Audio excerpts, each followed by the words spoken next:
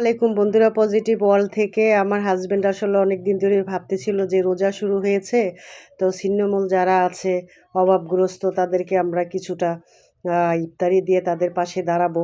আসলে আপনারাও কিন্তু বাসায় বসে এরকমভাবে একটা উদ্যোগ নিতে পারেন। আপনার আশেপাশে যারা আছে ক্ষুধার্ত এবং খুব গরিব ছিন্নমূল বাচ্চারা খাবার পায় না, তাদের মুখে খাবার দেওয়ার জন্য। তো আজকে আমরা যাই হোক, আমরা আজকে নিয়েছি হলো শসা নিয়েছি, তারপরে সবেদা ফল নিয়েছি, তারপরে এখানে নিয়েছি হলো বিট ফল, অনেক এটা আপনার পুষ্টিকর এবং রক্ত হবে। কলা নিয়েছি, পাশাপাশি আমরা দিয়েছি পেয়ারা আর হলো বড়ই, এটা খুব রুচি করবে মুখের জন্য।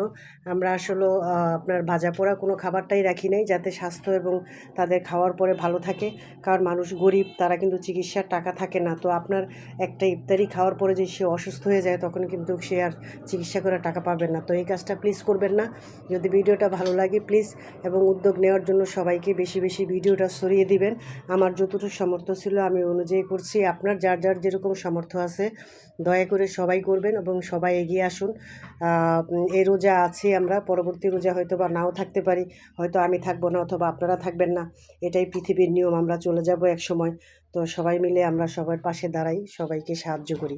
ভালো থাকবেন। আল্লাহ হাফেজ, নিরাপদে থাকবেন। আসসালামু আলাইকুম।